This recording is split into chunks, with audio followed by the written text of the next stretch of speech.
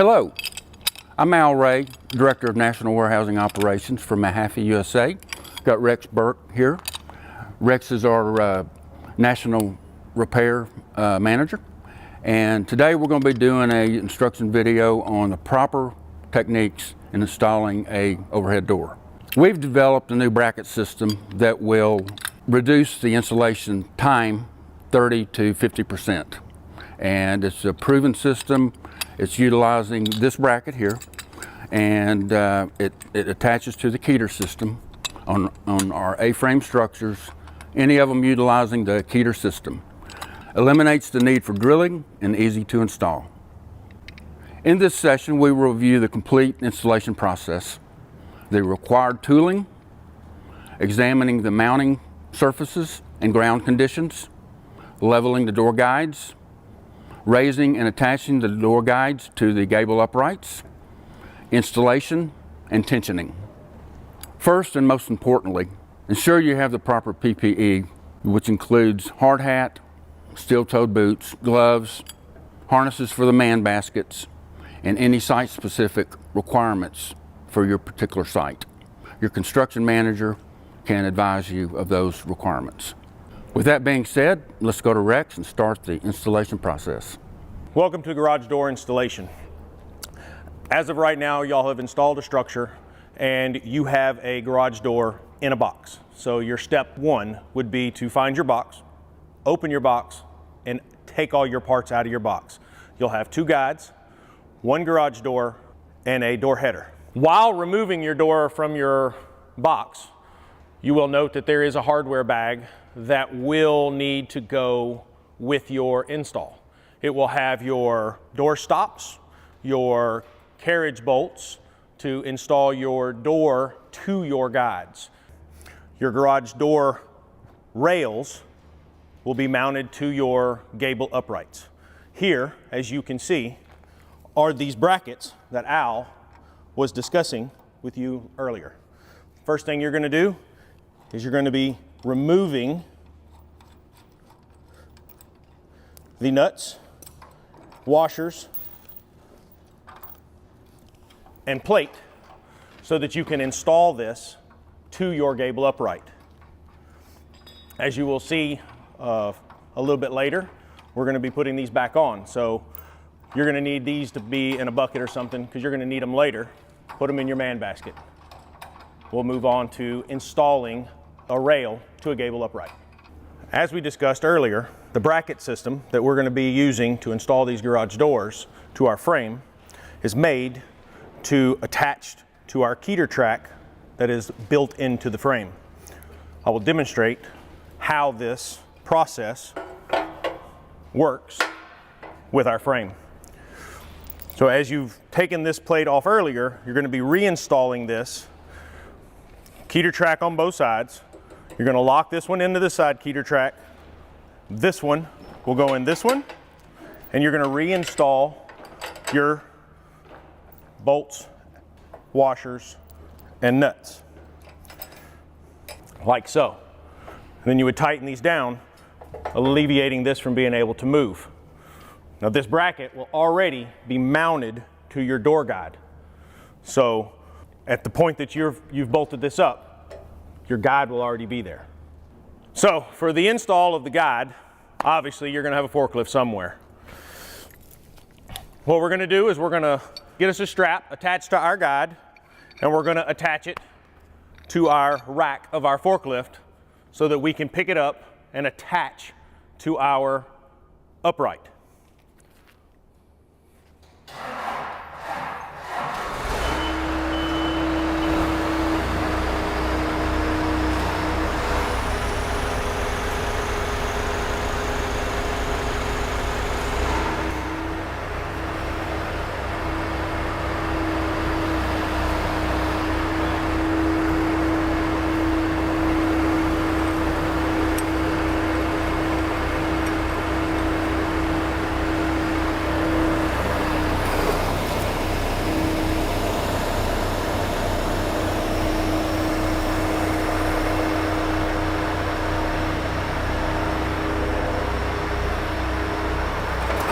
So now that we have our guide standing, here's your bracket mounted to your guide, which will now be put into the keeter track.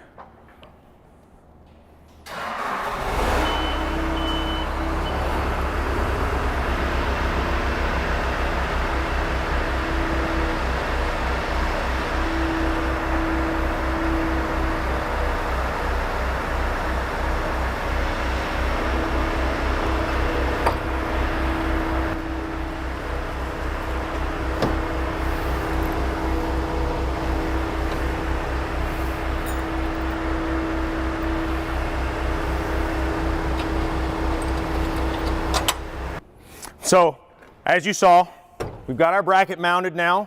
We've got our guide firmly attached to the bottom.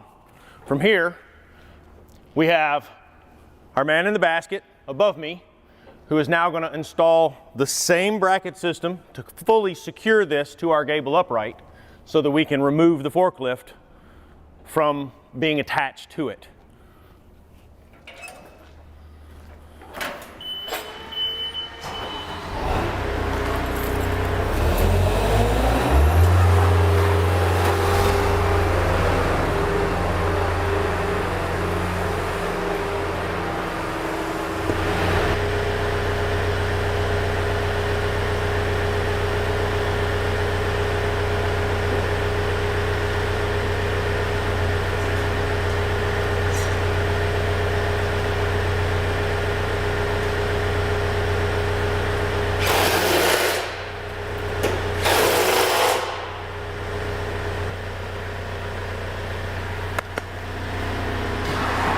So now that we have our guide firmly attached to our gable upright and our forklift is now disconnected, we now can remove the strap and finish installing our brackets to complete the guide install. If you'd like to take it over from there.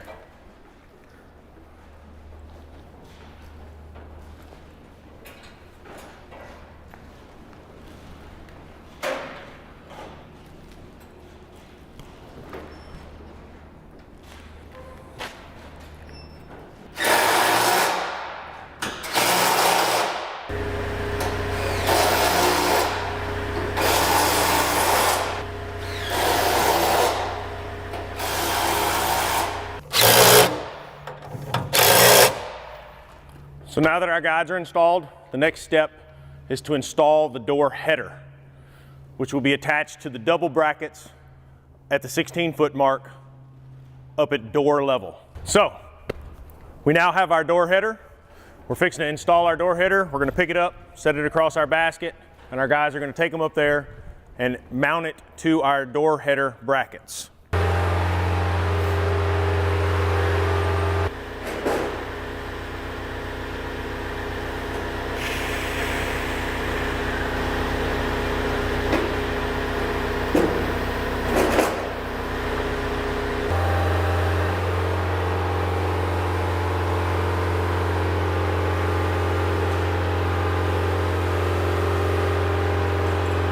So while inserting your garage door header, on both ends of your door header, you have a locking key. This is your locking key. Once you've inserted your door header into your bracket system, please install your locking key. This is what prevents the door header from being able to come out unexpectedly.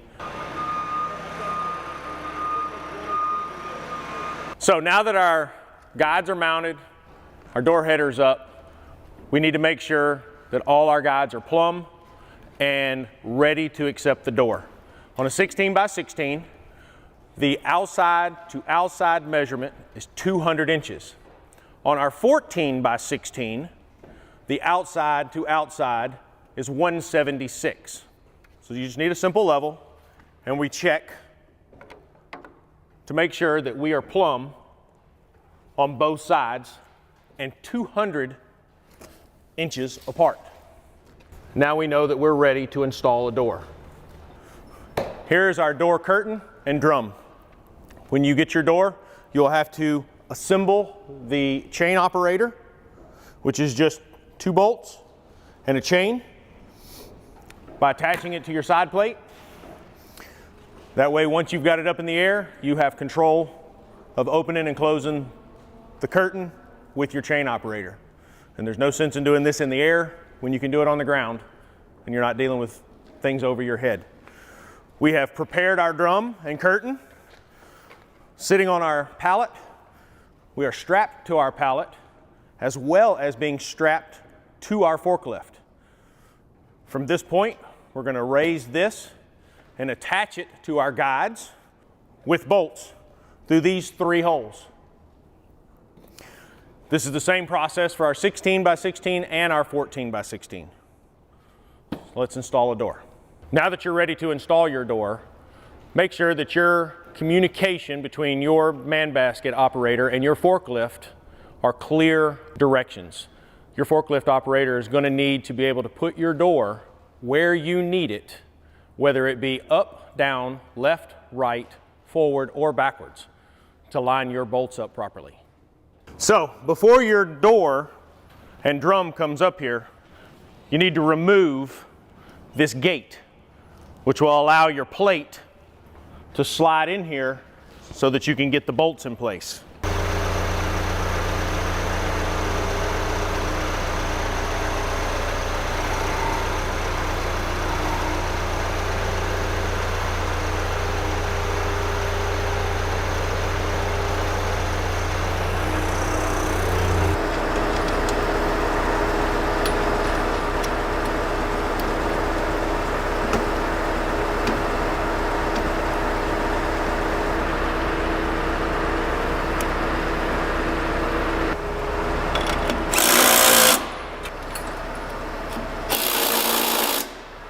While installing the side plate on the tensioner side of the door, you will need to remove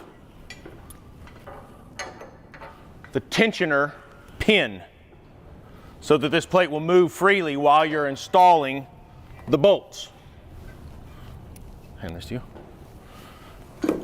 Once you've tightened your bolts up, we're now free to release the forklift from the door. We can take the straps off. He now can come down. We can remove the pallet, and we'll keep going with the door install.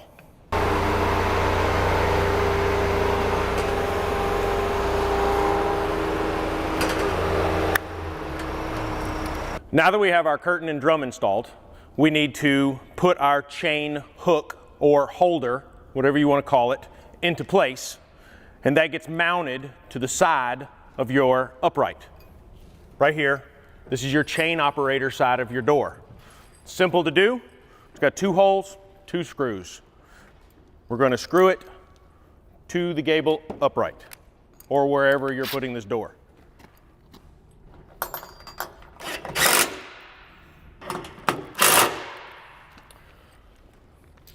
Now that we have our chain hook installed, we now can attach our chain so that the door can be tensioned and stay in one location without moving. Now we have 2 versions of this chain hook. We have the one that, like what I just installed, the other one looks like a fishing hook that you're going to turn upside down so that when you need to tie your chain up, it hooks through a chain link. Make sure that you're locking the chain closest to the outside wall. If you lock this chain closest to the inside of the building, it will allow the drum, as you put tension on it, to pull the chain up. Now that our chain is installed and locked, this is your tension bar. This is what you use to add tension to the door. Depending on age of door, height of door, width of door, is going to determine how many turns you're going to install on the door. We will start with 2 full turns on our tension wheel. Once you get that tension set, then your curtain will be allowed to go up and down, and you might have to add or subtract a little tension to make your door flow freely and smoothly. You do not want your door to fall fast, nor do you want it to go up without you having to physically pull the chain. That'll create damage if the door will free fall to the ground. When it hits the ground, it will damage our door. Same thing. If it will go up by itself, it will damage the door. So you'll have to play with how you tension the door and how many turns, depending on what location you're at, what door you're putting in, or age of door. Installing your door tension, if you need to subtract tension, it is a counterclockwise motion. There are multiple holes in your tension wheel, so you can add small amounts at a time. If you need to increase tension, your door's coming down too fast, that means you would increase tension. You have multiple holes to turn clockwise to add tension to the door. It is very important to make sure that that pin is put into the hole all the way before you release the bar that you're using to add tension. He was using the bolt to keep count on where he started and how many turns, depending on how many times the bolt passed him. You could use a Sharpie and put a mark, take a pencil, do whatever you need to do to keep up with where you started and where you ended. Note the key will need to be reinstalled into that pin, which will safely lock the tension wheel into place. Now at this point, we can unstrap our curtain, we can put our guide doors back on, and our door now will be ready to open and close and check for proper tension. So as you can see, now that we have the tension done, straps off, we're installing the gates on the tracks. That is what locks our door curtain into our wind lock system. That's 2 bolts that we removed earlier. Now these bolts can be installed in either direction, but as you probably noticed here, our bolts are from the inside out, which makes it easier for the impact to be used to tighten the nuts down. While they are here, they can also install the door guide lock, which prevents the curtain from going back up and wrapping around the drum. This will keep the tension from pulling the door and free spinning in the open position. This is where the door stops.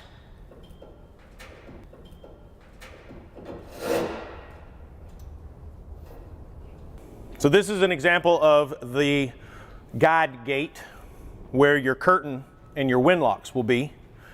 This is what they were putting in to hold the curtain in place.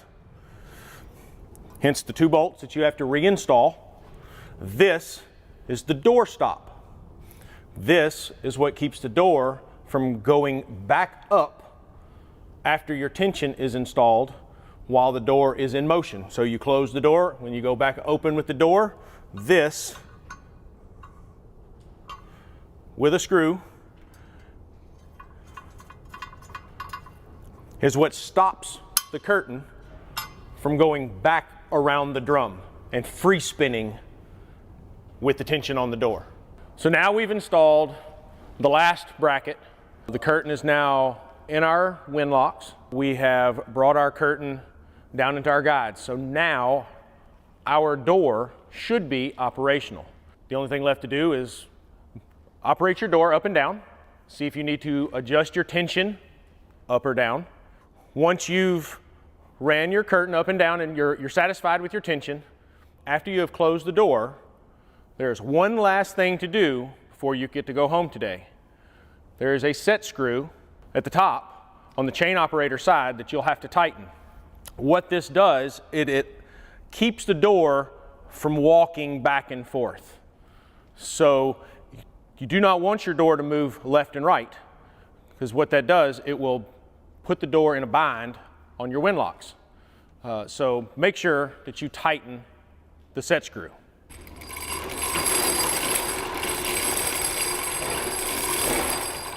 Note as you're moving this door, this chain, you want to use both hands. This is your braking hand, this is your closing hand. You do not at any time want this door to freeze fall to the ground. By applying pressure to my left hand, I can stop the door.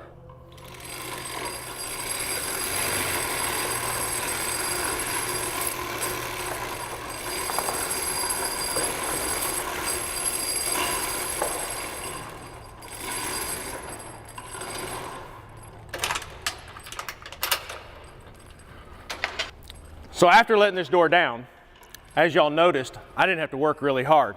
I had more tension trying to keep the door from free falling than me having to pull it down.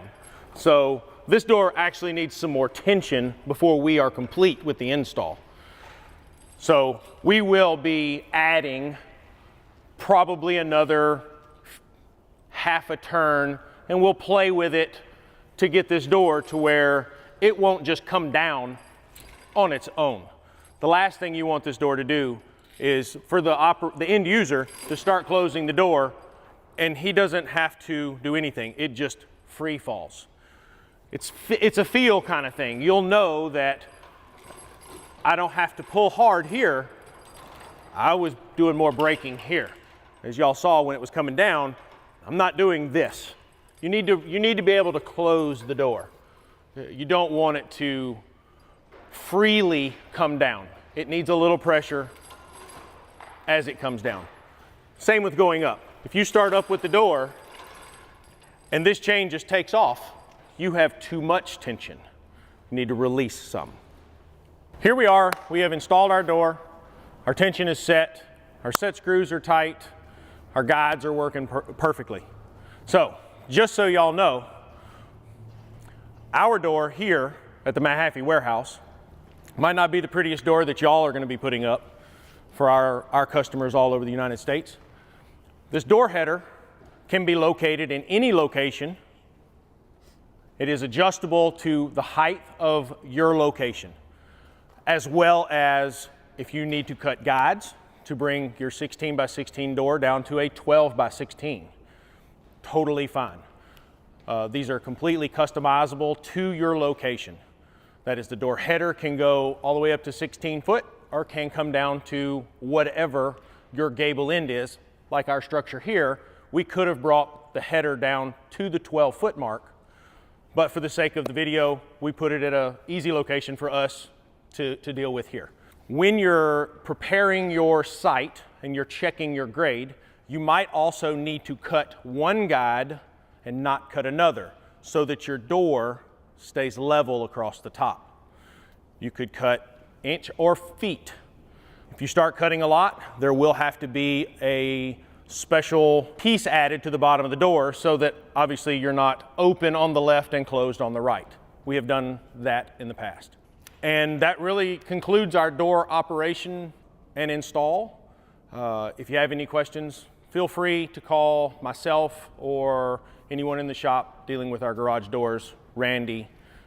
He's typically a good person to call. He can answer most any question that you run across. Al? We hope you found this video helpful. We are planning on doing some additional videos in the future. If you have any ideas about a training topic, please let us know and we'll give it some consideration. And always remember, work safe. Thank you.